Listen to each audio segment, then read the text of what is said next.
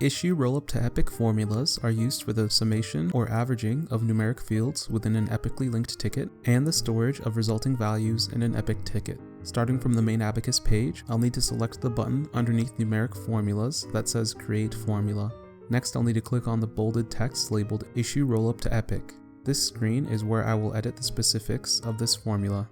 I'll need to give this formula a descriptive name. For this example, I want to calculate the average number of orders within an epic issue. To do this, I'll select orders as the field I want to add together, and AVG or average as the function I want to apply to those fields. For the result, I'll choose the field order average, as this will be the field in the parent ticket that will reflect the average of the child epic issue fields. Lastly, I'll need to save the formula by clicking the Save Formula button. Next, I'll move on to creating an execution plan. I'll need to specify when I want the plan to execute the formula. For this example, I want that to be whenever an issue is created or updated. Once the plan is saved, I'll move on to testing out the formula in Jira.